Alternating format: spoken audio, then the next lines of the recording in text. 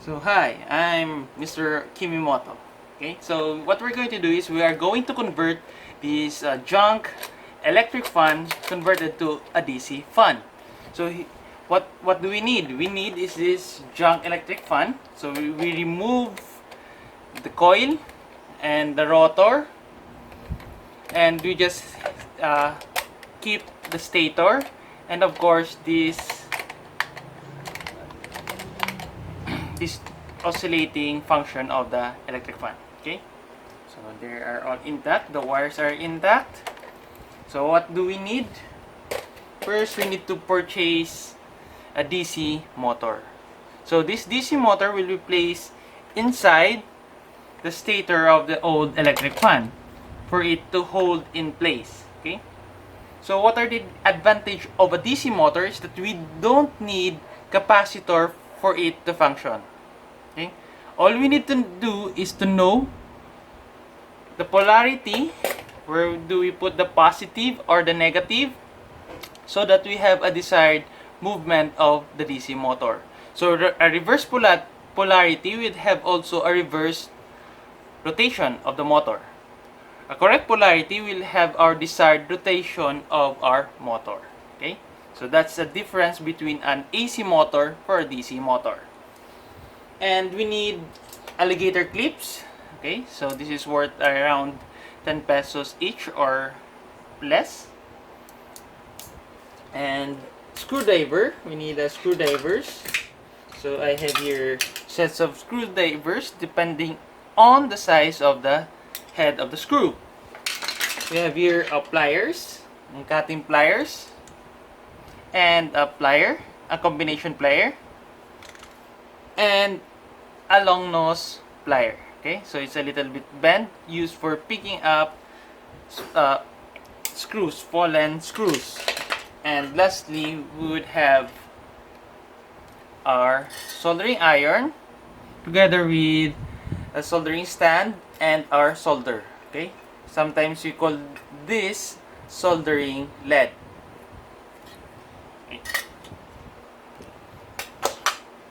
Okay, don't forget this electrical tape. So we will be using the electrical tape to cover up the wires, open up the wires, so that there would be no short circuit. So there would be no short circuit. Okay, let's start. First things first is we will be removing this part.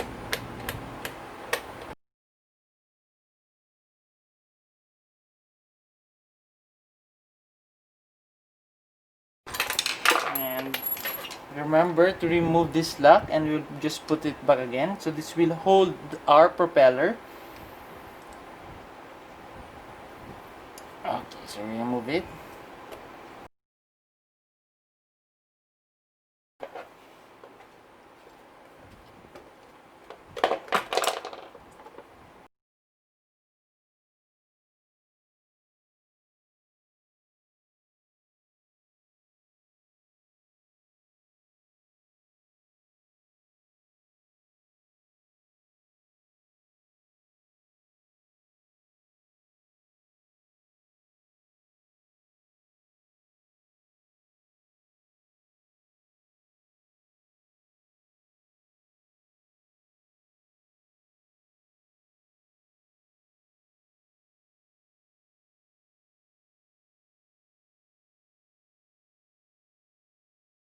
So we have here our wiring connection. So we will remove the switch. We just tamper the switch, removing all the wires around here, so that we know where we should put our wires. So we know that this wire here is one of our is a positive wire. So we will put here the positive going wire from the battery going to our electric fan. Okay, let's. So in this part, we'll be using a special electronic or electrical tools, so that we would know that this wire is still fully functional, or the other wires are fully functional. So we're going to use a multimeter. Okay, so in this in this tutorial, we will be teaching you how to use one of the function of a multimeter, which is what we call the continuity. So continuity is a function where we would know that if a circuit is interconnected, the multimeter will give a buzzing sound. So we'll check each wire. I usually use the red wire, and the rest should be stuck up there. And the red wire is in good condition. There's no cut in between the wires. So let's test the yellow wire.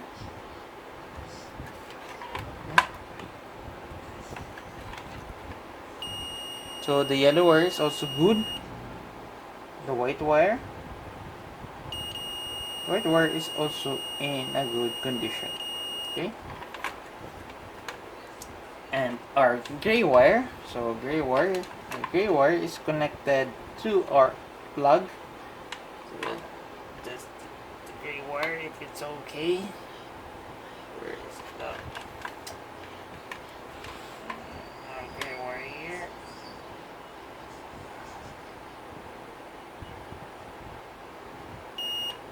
So gray wire is still in an okay. Still okay, so there are no cuts in our wire. So now we are going to connect our wires. So we'll remove again.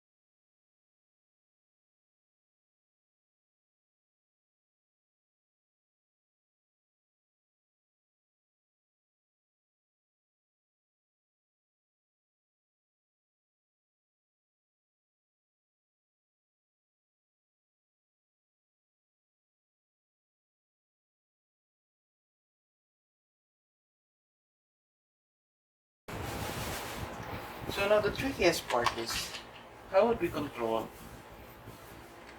the speed of our motor? Okay? How do we control the speed of this motor? Okay, an idea? So we will be controlling the speed of this motor by altering its voltage. So it's a 12-volt motor. So if the voltage that will enter the motor, or the voltage that will get inside the motor, is below 12 volts, its spin would be slower. So in this case, we are going to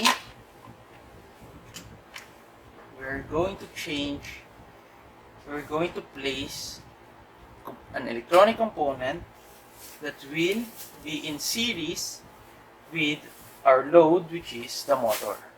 Okay? So we will add a resistor. So we can add resistor, but the disadvantage of a resistor, if you place reverse of the polarity to the battery, it will have a reverse movement. Okay? So we will be using an element which, if it is in reverse, there will be no flow of current, no voltage that will flow. And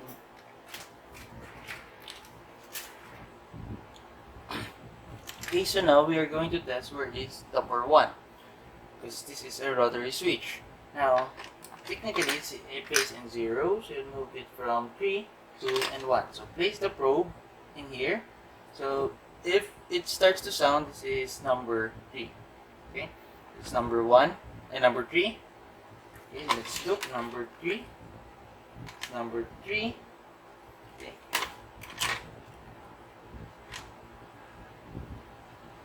number 2, and number 1. So the red part is our number 1. So we will be moving the red going to the white. So our white is 3. So 1, 2, 3. Red, yellow, and white.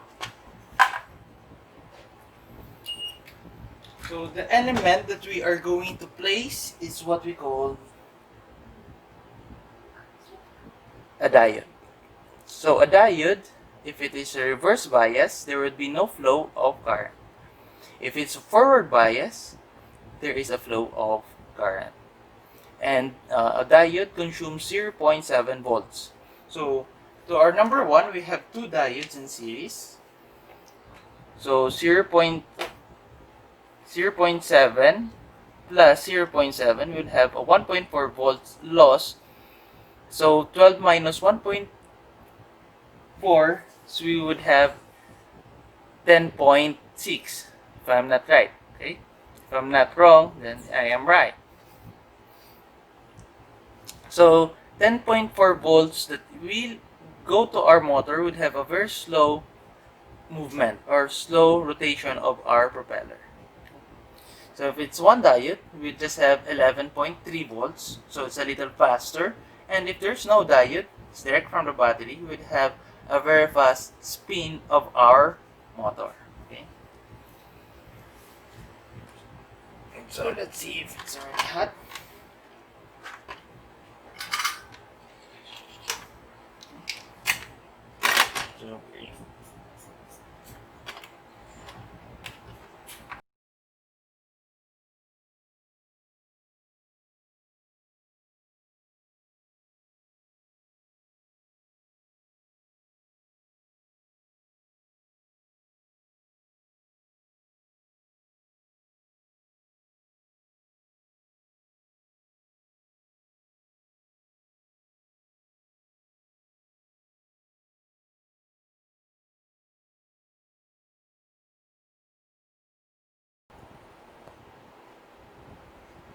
So this is a diode. There's a bar here, a line bar. So the bar is a negative. It's the negative part of the diode. So placing it from positive going to the negative part.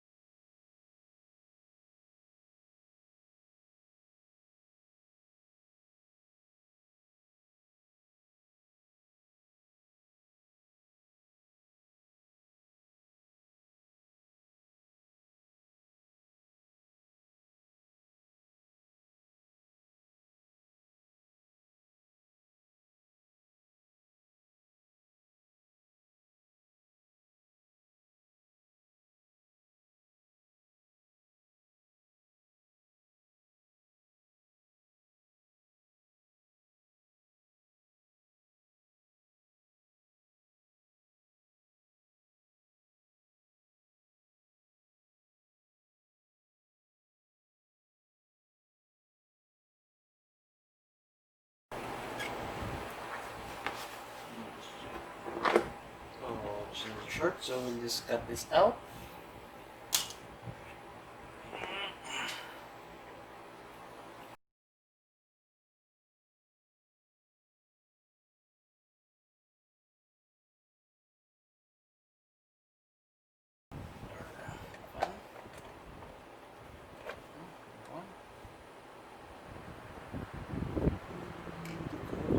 Look at my shirt.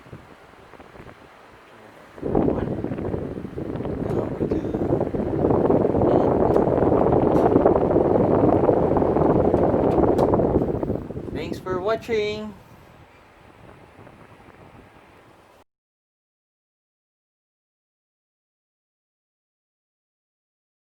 Fun.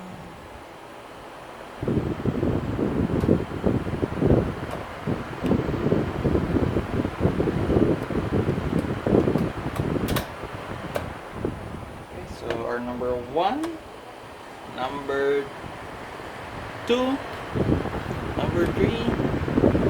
So you can use this. Thanks for watching.